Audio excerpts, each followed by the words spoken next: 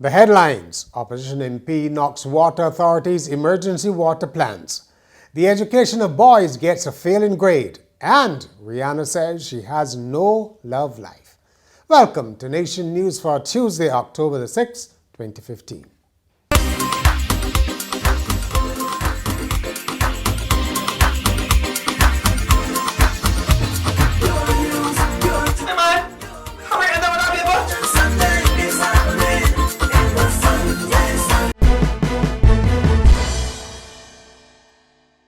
The Barbados Water Authority's plan to soothe the anger of residents hit by water shortages hasn't gone down well with an opposition MP.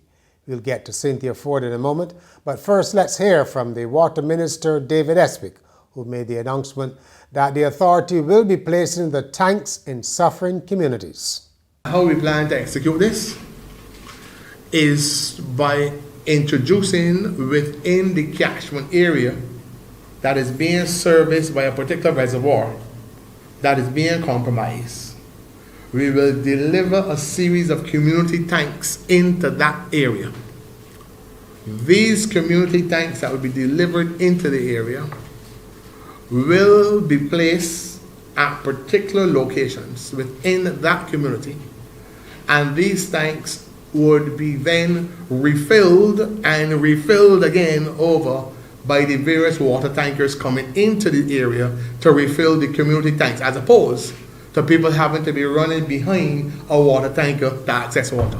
Well, Opposition MP Cynthia Ford wants Dr. Espik to explain why placing the tanks in rural areas would be a good idea.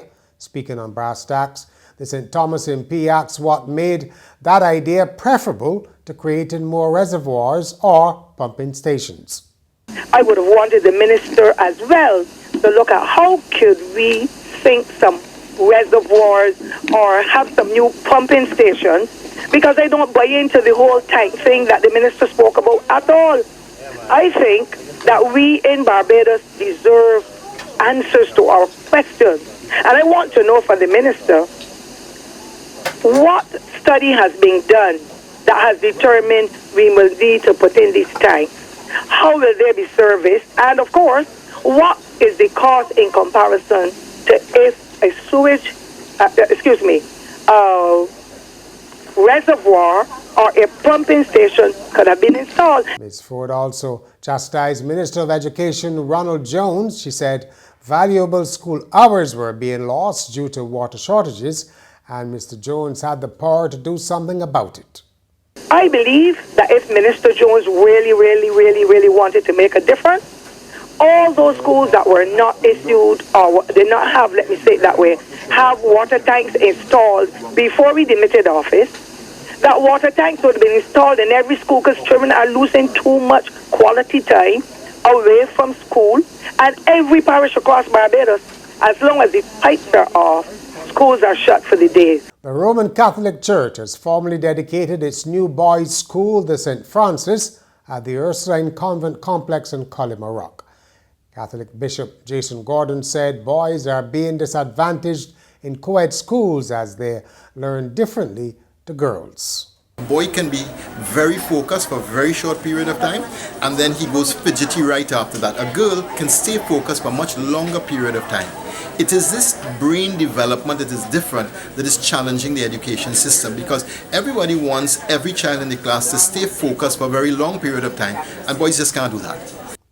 Bishop Gordon said Catholic education does not focus solely on academics, but the formation of character, taking into account the physical and spiritual.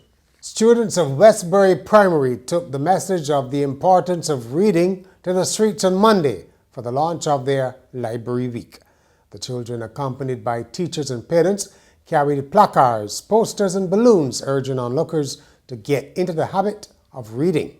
A lot of children have a lot of reading challenges. I'm the reading teacher here, and we have a lot of children that are coming through the system and able to read. So we wanted to address this by encouraging the children to use the library and letting them know that reading is not boring activity, which most children believe. So we want to help them to understand that reading can be fun. This is why we have this week of activities, so they can get involved and they get to hear stories and read stories, and they know that reading is a lot of fun.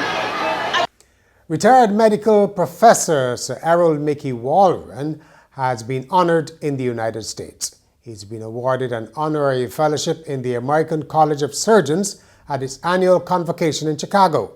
A release from the organization said the fellowship is awarded to surgeons whose education and training, professional qualifications, surgical competence and ethical conduct have passed a rigorous evaluation and have been found to be consistent with the high standards established and demanded by the college. Youth Minister Stephen Lashley has hailed the Barbados Youth Service and the Youth Entrepreneurship Scheme for the roles they play in the lives of young people. He was speaking at a graduation ceremony for those involved in programs offered by the Division of Youth.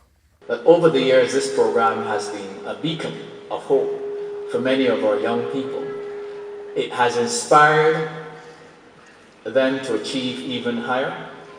And of course, it remains the single program that has been used by many of our young people to achieve even greater areas of development for themselves and of course for their families and communities.